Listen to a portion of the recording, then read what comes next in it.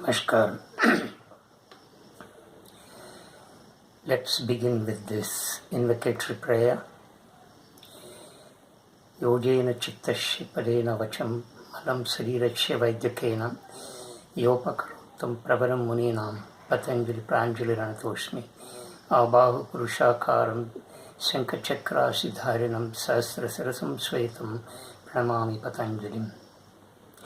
Let's bow before this noblest sage who gave yoga serenity and sanctity of mind, grammar of speech, clarity of action, and perfection of health. Let's prostrate before this sage who is a reincarnation of Adishesha, whose upper form has human body, whose arms are adorned with a conch and a disc, and whose head is adorned with a 1,000-headed cobra. Friends, we have examined three essential meanings of yoga. One is union, the second is balance, and the third is harmony. As the speaker has said, the word yoga is a very beautiful word, and it has several shades of meaning, and once we understand these meanings, we will know what exactly yoga is and how it is differently practiced throughout the world. All these three shades of meaning, union, balance, and harmony, have been clearly explained in the last three discourses, discourse number 6, 7, and 8.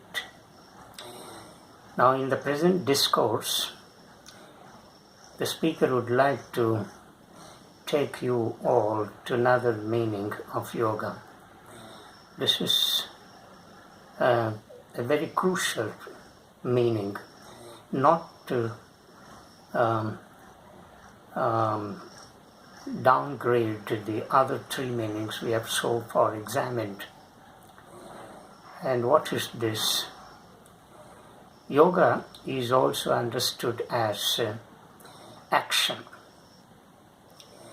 In the Bhagavad Gita, chapter 2, verse number 50, yoga is defined as yoga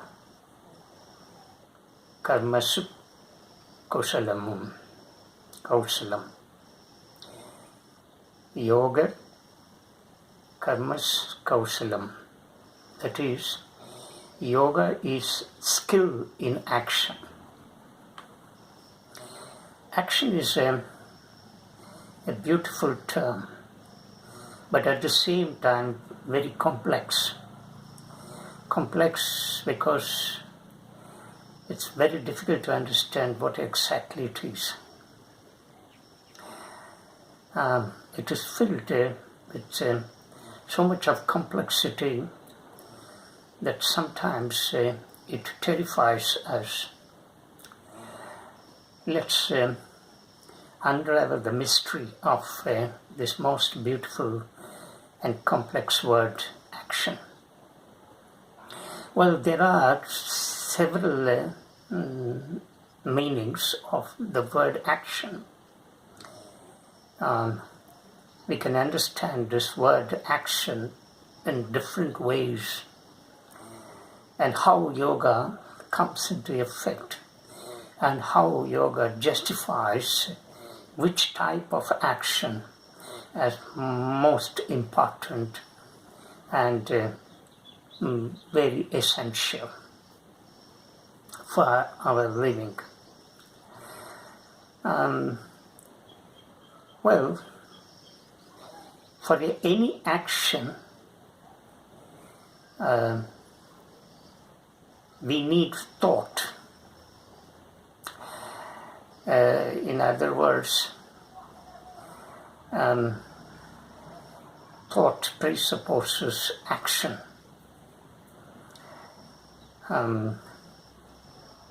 action is preceded by thought. We think a lot. I have already explained what this thinking is. This thinking involves questioning, interrogating, or interpreting, or evaluating, and so on, and even analyzing. This is very important in thinking. We do a lot of analysis. So before action is performed, we do a lot of thinking. Only when we are deeply convinced that this thought or this idea can be put into practice, can be put into action, then we translate that thought into action. Until then, thought remains as abstract. When it is translated into action, then thought becomes concrete. This is the way how an action is performed, and this is the relationship where thought and action, or thinking and action. So what we understand that a lot of thinking goes into action. But that is one aspect of understanding what action is. Let me take it to another dimension. No, this action can be done in two ways. Action done with effort and action done without effort. Now, action done with effort involves lot of time and the investment of energy. We do a lot of effort in the first kind of action, that is action done with effort. So a lot of energy, lot of time are invested in this kind of action. We do it very consciously, deliberately. See, for instance, let's take the teaching profession. Since the speaker had served in a university for a long time, he finds teaching as the one appropriate example to make you understand what this action is done with effort. Look at a teacher, a freshly appointed teacher in a college or a university. He or she has to make a lot of preparation, do a lot of rehearsing, prepare a lot of lecture notes. Without all these, the teacher cannot straight walk into a classroom, and such a teacher will have a miserable failure. So a freshly appointed teacher will put a lot of effort in all these things. So he or she takes that lecture notes to a classroom and keeps it in front, and then every now and then he sees into it and then explains and demonstrates. So what do we see in this kind of action? There is an effort. So the fresh teacher puts in a lot of effort. But in course of time, what happens when the same teacher delivers the goods of the same subject repeatedly, in course of time, what happens, the teacher need not totally depend on the lecture notes. He or she can walk straight into classroom and deliver the goods spontaneously and naturally without looking into notes. Even if he or she were to take the notes, he or she would never look into the notes as he or she used to do in the beginning. So in course of time, the teacher gains experience. But this experience in teaching needs to be supplemented by knowledge. Knowledge has to be constantly acquired with an effort by reading articles, by reading books, by listening to talks and lectures. Thereby, the teacher will enhance his or her knowledge.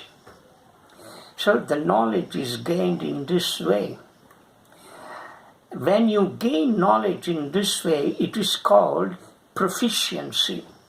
So the teacher is gaining slowly and steadily proficiency in the subject by reading and by listening to talks and lectures.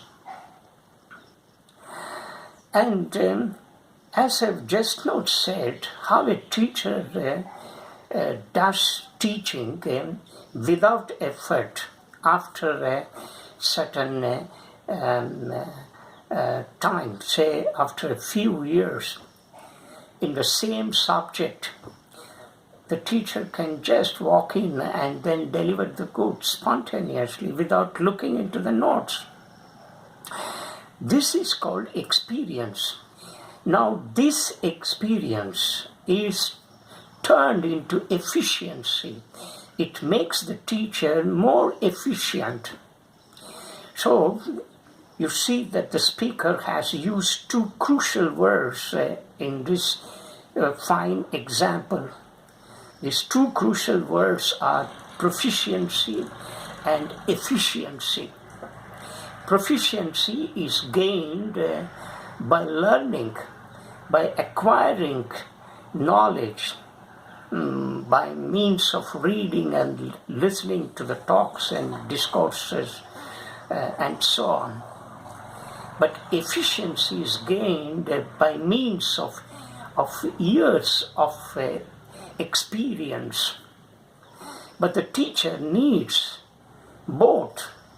If the teacher wants to be efficient, wants to be a very successful teacher in his lifetime, he has to do the same profession year after year. As he delivers the same lecture, the same subject year after year, he gains efficiency. Efficiency here means no effort is involved, no deliberate effort is involved. So that is what we need to understand the word efficiency. But as contrast to this word, proficiency is gained by an effort. Look at, there we invest effort. But in course of time, the teacher gains efficiency without effort. So proficiency involves effort because you have to read the books, you have to go to the library, you have to sit and then concentrate and focus and spend 2 to 3 hours or even little more than that in reading, and thereby the teacher will gain knowledge. But this knowledge has to be supplemented by the teaching, regular teaching. In other words, the teacher combines this knowledge with his teaching in the classroom. So the proficiency enhances the efficiency. Here, I hope you understand these two words, proficiency and efficiency. By this, we can understand one dimension of action which I am now trying to explain. So one dimension of action is action done with effort and action done without effort. Action done with effort involves time and energy, but action done without effort is a natural action. It is a natural action because it doesn't involve any effort or investment of energy. The whole way, when you perform this kind of action without effort, when you become efficient in what you are doing, yoga is happening there. Yoga is not doing action with an effort, but doing an action without effort. Effortless action. What we need to understand this crucial term as an action done without any time and energy. So this action performed without effort is what yoga is trying to stress. So when I said this yoga as skill in action, look at in this kind of translation, there is a word skill. How do you gain skill? The skill is a kind of talent, and talent is gained by effort, right? And you will perform that action skillfully, right, over the years of time. So therefore, effortless action is what yoga is trying to focus, not effort. When you perform an action without effort, you are doing yoga, and yoga is happening there. You need not be conscious of it. The problem or the difficulty in understanding action is that we are not conscious of this because we have never been taught, and we have never seriously thought over this. Hence this problem, this difficulty in understanding what action is, what a true action is, and that action which is done without effort is true action. But then this is a very crucial term, action done without effort. Now this phrase, action done without effort, is understood in one way, and that is when we gain efficiency. The efficiency is what is to be understood when we take the dimension of action as action done without effort. So there are other nuances of this word action, and we shall examine all those in our next discourses. But right now we have understood what an action is. Action is done in two ways: action done with effort and action done without effort. And the speaker has explained the difference between these two terms, proficiency and efficiency. And only when we do an action with efficiency, with a sense of efficiency, then yoga is happening there.